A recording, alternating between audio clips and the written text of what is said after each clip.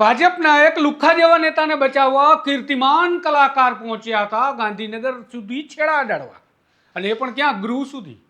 વિચારો, વાત કરી રહ્યા છીએ મોરબીમાં એક ઘટના જે ઘટી અને ગામમાં એવી ચર્ચા ચાલે છે કે આના કરતાં તો લુખ્ખા પણ સારા હોય, અને આ તો ભાજપના નેતા છે. બોલો, અજય લોરિયા જે હાલ જેલની હવા ખાઈ રહ્યા છે.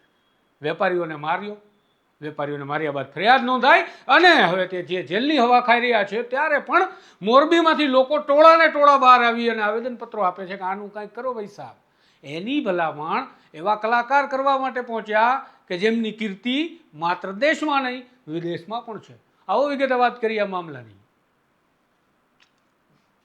નમસ્કાર, હું છું આપની સાથે તુષાર બસિયા. આપ જોઈ રહ્યા છો સ્વમાન. ગુજરાતમાં ક્યારેક નેતાઓ કેવા ધંધા કરતા હોય છે તે તમે અખબારોમાં જોતા હોય છો, અને તેના કારણે તમને લાગતું હોય છે કે અસામાજિક તત્વ કહેવા કે નેતા કહેવા. ઘણા બધા એવા લોકો હોય છે કે જે લુખ્ખા પણ કહી દે, ધંધા એવા હોય, ક્રાઇમ એવો હોય તો એવું પણ કોઈ કહી દે. અને એવી જ ચર્ચા મોરબીમાં ભારતીય જનતા પાર્ટીના નેતા અજય લોરિયાની ચાલી રહી છે.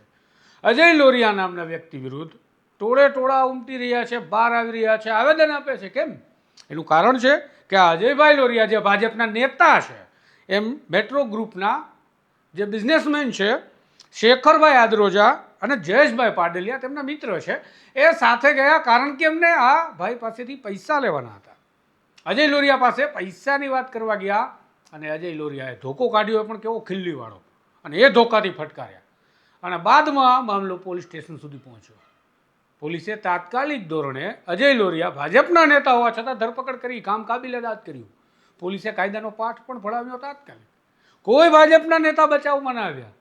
આવે પણ ક્યાંથી? અડધું મોરબી બહાર આવી ગયું હતું અજય લોરિયાને વિરુદ્ધમાં. કેમ?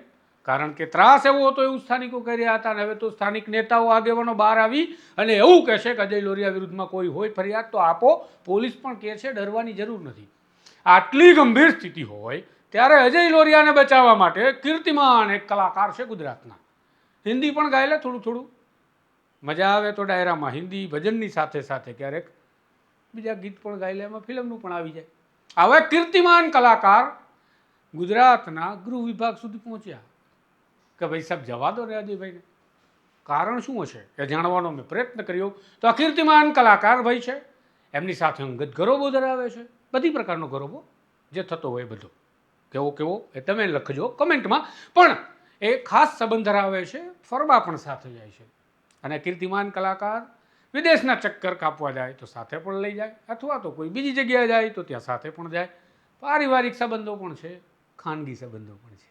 અને આ સંબંધોના કારણે આ કીર્તિમાન કલાકાર, જેને મોરબી અત્યારે ત્રાહિમામ પોકારી ગયું છે, એવા અજય લોરિયાના બચાવ માટે ભલામણ કરવા માટે ગૃહ વિભાગ સુધી પહોંચ્યા. સારું છે ગુજરાત રાજ્યના ગૃહમંત્રી નાયબ મુખ્યમંત્રી હર્ષ સંઘવીએ એમનું જે વાત લઈને આવ્યા તેને કોઈ વચન ના આપ્યું અને તેમને વજન પણ ના આપ્યું. કારણ કે કદાચ નાયબ મુખ્યમંત્રી પણ જાણતા હશે કે મોરબી આ ત્રાસમાં હશે તો જ બહાર ઊભું હશે, જ્યારે અજય લોરિયાની ધરપકડ થઈ ગઈ ત્યારબાદ પણ. અને કહી રહ્યો છે કે ભાઈ સાહેબ બધા ફરિયાદ આપો. ન્યૂઝરૂમ નામની ચેનલમાં તો કેટલાક લોકોએ ઇન્ટરવ્યૂ પણ આપ્યા અને ત્યાં તો એવું પણ કહ્યું હતું કે આનો ત્રાસ કોકના ઘર ભાંગે એ આ સુધીનો છે. કોઈએ તો એવું કહ્યું કે આ ભાઈ સીડી કાંડના એક્સપર્ટ છે. હવે સીડી કાંડ કયું હશે એ હું નથી જાણતો, કોની કોની સીડી હશે હું નથી જાણતો, પરંતુ ચંદ્રકાંતભાઈ વિરમગામા ન્યૂઝરૂમ નામના એક પ્લેટફોર્મ પર પોતાના ઇન્ટરવ્યૂની અંદર કહી રહ્યા હતા કે આ સીડી કાંડથી ઓળખાય છે. ખબર નહીં, નવરાત્રિનું આયોજન કરે છે આ ભાઈ અજયભાઈ લોરિયા, અને બધાને એવું કહે છે કે અમે આમાંથી જે કંઈ આવક થાય છે એ દાન ધર્માદામાં આપી દઈએ છીએ.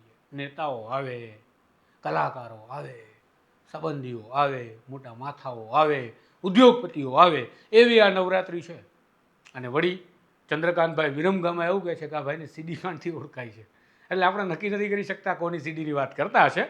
પોલીસે આ બધું બહાર કાઢવું જોઈએ કોની કોની સીડી છે, જેથી સીડીવાળા તો શાંતિથી સૂવે. અને ધન્યવાદ ગુજરાતના ગૃહ વિભાગનો કે તેમણે આ કીર્તિમાન કલાકારને ઘર ભેગા કરી દીધા. ભાઈ સાહેબ આવા લુખાની ભલામણ ના હોય. તમને શું લાગે છે કમેન્ટમાં લખજો. તમને સીડી વિશે કાંઈ માહિતી છે તો પણ કમેન્ટમાં લખજો. નમસ્કાર.